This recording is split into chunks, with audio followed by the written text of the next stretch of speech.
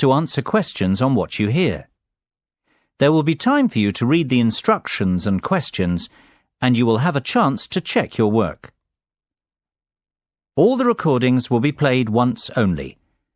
The test is in 4 sections. At the end of the test, you will be given 10 minutes to transfer your answers to an answer sheet.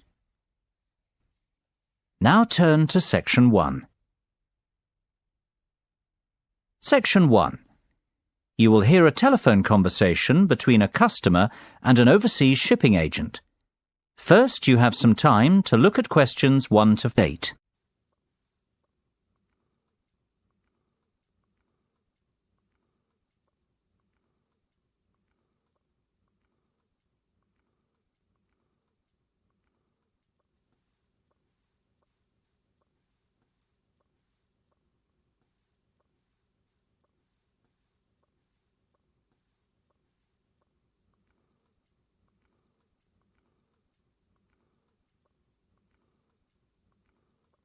You will see that there is an example that has been done for you.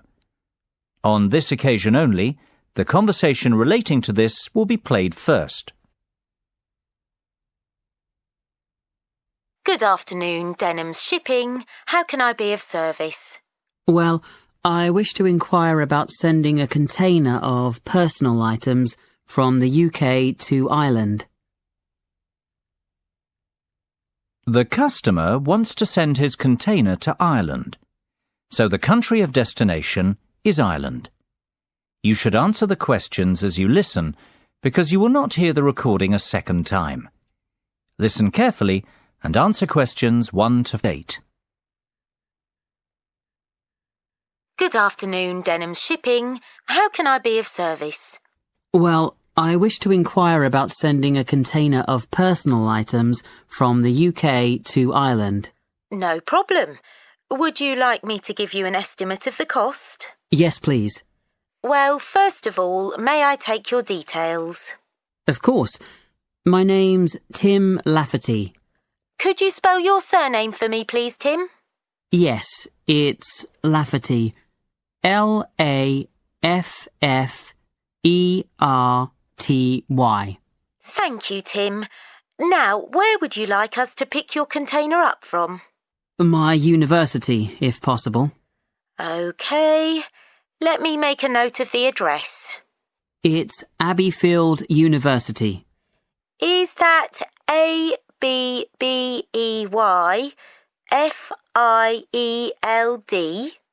That's right. Park Street, Brighton. Perfect. And may I take down your postcode too? It's BR8 9P3. Great. Thank you, Tim. Have you the container's measurements? I do. It's approximately 2.5 metres long by 1.25 metres wide. I see. Quite a big one then. Indeed. And the height? I make it 1 metre and 20 centimetres deep. So that's 2.5 by 1.25 by 1.2. Right. And what will actually be in the box, Tim? Oh, mostly old uni books. OK. And some music albums. Anything else? Yes, a little bit of stationery. I see. And could you put an estimate on the value of the items? The books are quite valuable. They're worth around £1,800. The music albums, maybe half that, say £900. And you can put the stationery down as £300. Before listening to the rest of the conversation, you have some time to look at questions 9 and 10.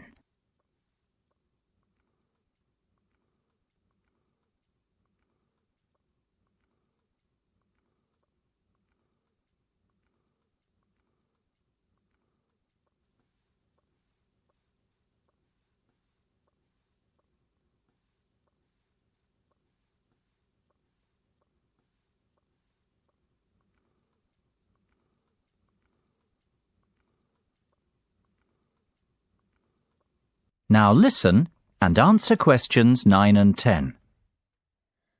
OK. And will you be purchasing contents cover from us also? I'm not sure what you mean. Sorry, let me explain. Because your items are worth more than £2,000, we recommend that you purchase insurance to cover yourself in the event of damage or loss. Makes sense. What are my options? Well, we offer 3 insurance deals: the premium rate, standard rate, and economy rate ones. Premium offers full cover in the event of loss, damage, or theft, which means you would be provided with the full cost of replacing your belongings. What about standard and economy? Standard will give you today's value, the second-hand value of your belongings, and economy provides you with a fixed payment of £1,000 in the event of loss, damage, or theft. Well, I can afford to live without those books, to be honest. So just give me the cheapest option. We recommend standard cover for all our customers. No, thank you. That won't be necessary. The cheapest option will be fine. No problem. And one last thing, will you be needing delivery at your office, at your house, or do you intend to pick up your container at the port? Home delivery would suit me best, I think. We'll get that process for you. That's the end of section 1. You have half a minute to check your answers.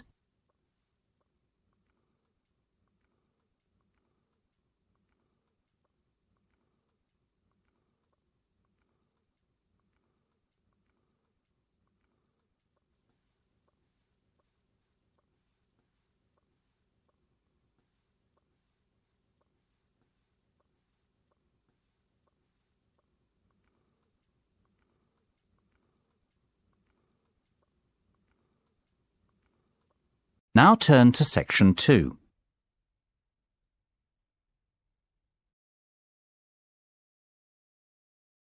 Section 2.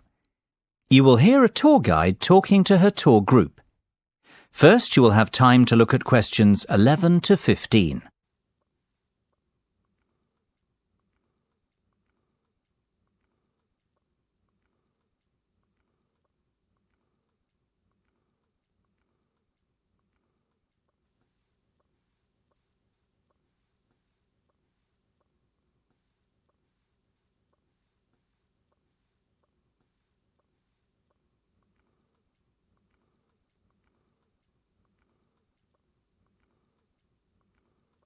Now listen carefully and answer questions 11 to 15. Well, we certainly have a busy day ahead of us, so let's get started, shall we? You'll find a map of the museum with the itinerary I've just handed out. The museum's our first port of call, so let's have a look at the map now. The door on the right of the entrance hall leads into the gift shop and ticket centre. Once we pick up our entrance tickets, I'd ask everyone to deposit their bags and coats in the cloakroom, which is located towards the back of the gift shop and ticket centre. If you want to pick up an information leaflet, you can approach the information desk situated along the right-hand side. Now, once you come back into the entrance hall, the door on the opposite side to the gift shop leads into the art gallery. There is a special exhibition on there at the moment which is not to be missed. If you continue on up the entrance hallway, that leads into the main exhibition centre. At the back left-hand side, there are some toilets. Beside the toilets, you'll find the 3D theatre. I strongly recommend that you make time for the 30-minute presentation in the theatre. It is well worth a viewing. Running along the right-hand side of the main exhibition centre is the Modern Art Studio. Here, not only can you view some of the most famous works of the 20th century, but you can also sit in on a workshop run by a local artist. So, that's the art museum. Before you hear the rest of the discussion, you have some time to look at questions 16 to 20.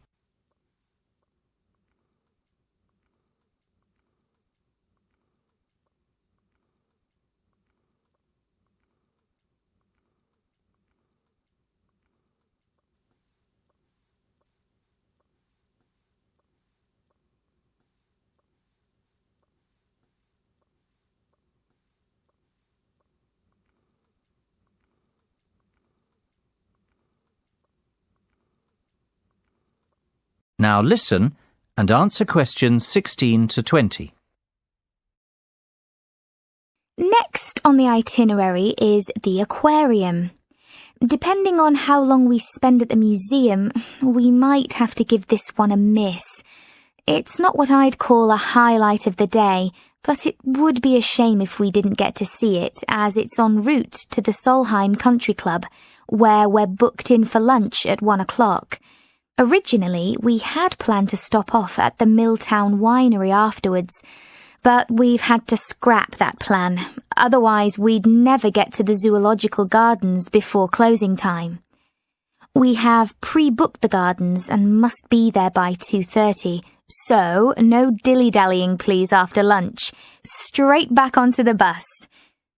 The gardens close at 3:30, so we've an hour there, which should give us ample time to look around. Time allowing, we'll stop off at the famous Stout Brewery after that, if traffic isn't too heavy, and we're in Lincoln before 5.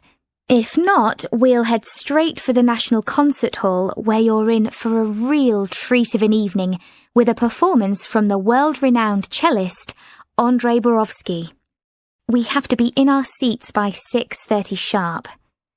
After that, it's back to the hotel for the night, where a buffet meal will be waiting for us at 8:30, or whenever we get back. That is the end of section 2. You now have half a minute to check your answers.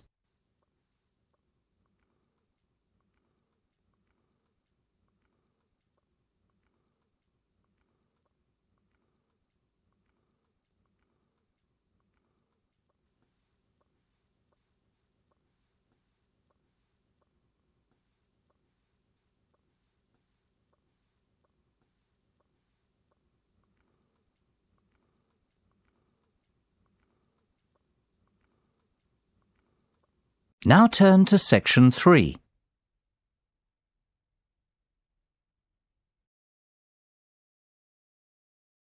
Section 3.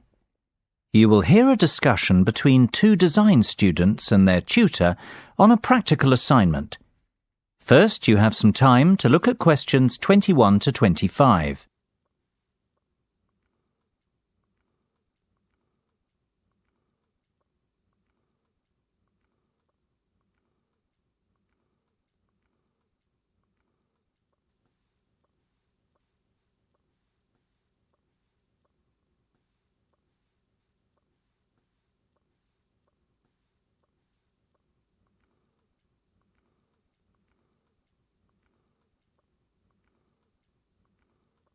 Now listen carefully and answer questions 21 to 25. So, have you chosen a product yet? I think so. We'd like to build a gyroscopic exercise aid. Sounds interesting. Tell me more. Well, we did some research and were amazed to discover the sheer range of applications for gyroscopic technology. Gyroscopes are used in laser and optical devices and can be found in many consumer appliances too. Right. Tell me about this product specifically, though. The aim of the assignment is to create something practical, functional, and beneficial for consumers. Justify your decision. Well, we believe we can design and build a cheap and effective muscle strengthening aid by taking advantage of the inertial forces created by a gyroscope. Yes. What we want to do is design a ball which can be held in the palm. Within the ball, there will be a simple gyroscope. This gyroscope can be set in motion by movement of the lower arm and wrist together in sync. The device will not require any external power source because it will be sustained by the movement of the arm and wrist. This will create considerable resistance and an excellent lower arm strengthening aid. It will be simple to design and cheap to produce, yet extremely effective. This all sounds very good. I'm impressed. Thanks, Mark. We're glad you like it. I think we're really onto something here. Our research has told us there's nothing comparable in the market and that a product like this would have multiple uses. Not only could it be used as an everyday toning and exercise device, it could also be beneficial to people in rehabilitation who have suffered serious lower arm injuries. We see the product being marketed towards high-performance athletes, like tennis and golf players, for whom lower arm strength is vital too. Before you hear the rest of the discussion, you have some time to look at questions 26 to 30.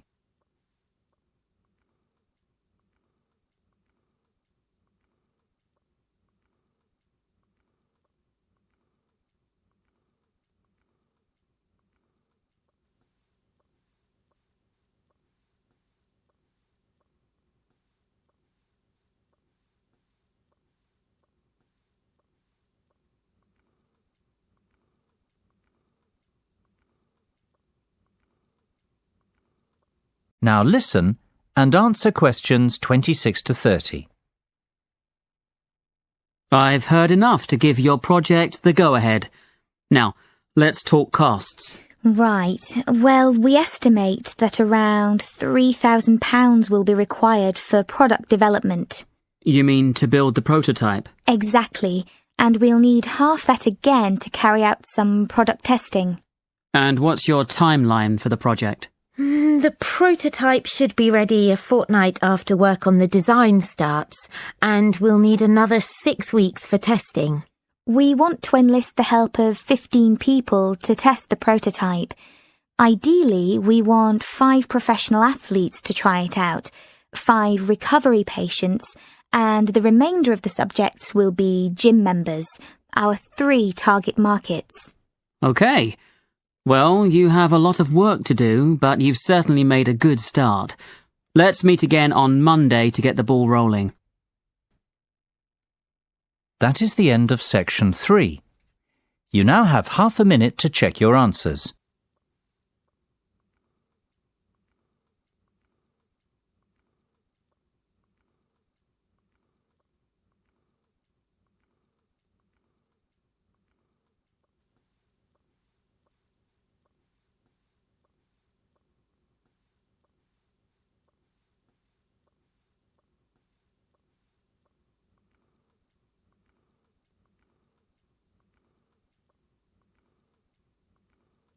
Now turn to section 4.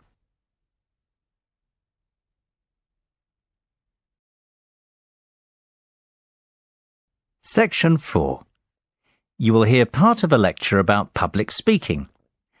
First, you have some time to look at questions 31 to 40.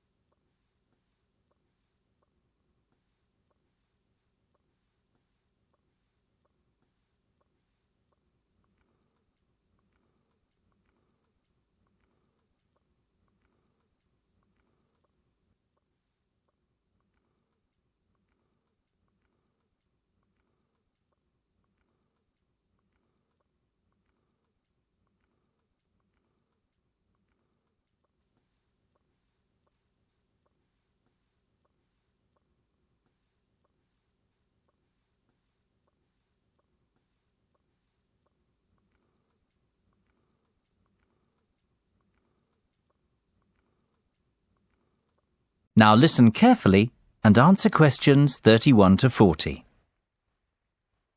It is only natural to feel somewhat nervous before giving a speech, and while a few nerves never did any harm, and can in fact prove beneficial, letting your nerves overcome you can be detrimental. Today's presentation will focus on ways to control those butterflies and help you to give better presentations in future. First and foremost, you've got to know your material. I can't stress that enough. If you fail to prepare, you might as well prepare to fail. Even the most experienced speakers never turn up unprepared and never try to wing it. Personalize your subject and use humour, anecdotes, and conversational language. This will make it easier for you to remember what you want to say. Secondly, Practice, practice, practice. Rehearse well in advance, and preferably out loud, and with all the equipment you plan on using. Practice your timing, when to pause and when to breathe, and prepare for the unexpected. Something always goes wrong, especially when you're relying on technology, so always have a backup plan. Get to know your audience before you have to stand up in front of them. Meet and greet them on the way in, perhaps. It is much easier to talk to a group of friends than a group of strangers. And, just as importantly, know your room as well. Arrive early, pace the speaking area, and practice using the microphone and visual aids. The hardest part is trying to relax. Never rush straight into your speech. Begin slowly and address the audience first. In fact, even before you start, take a few deep breaths. 1 1,000, 2 1,000, 3 1,000. This will turn your nervous energy into enthusiasm. Visualization can be a great confidence booster. Visualize yourself making the speech in the way that you intend. Imagine your voice loud and confident, and picture the audience clapping and rooting for you. Remember, people want you to succeed. The audience wants to hear an interesting and insightful speech. They aren't hoping you make a fool of yourself. Whatever you do, avoid making unnecessary apologies. If you make a mistake or two, forget about it. Few will notice, and it will all be forgotten before too long. People often forget the importance of body language. Don't underestimate this. Your words carry far less meaning than your delivery. Success is defined by your intonation and confidence. If you come across as a confident person, people will listen to you. You will command their attention. Stand tall and proud and deliver with conviction. Humans are very bad listeners.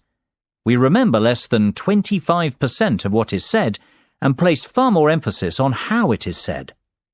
Last of all, be realistic and give yourself a chance. No one becomes the perfect speaker overnight. It takes time to hone your presentation skills. That is the end of section 4. You now have half a minute to check your answers.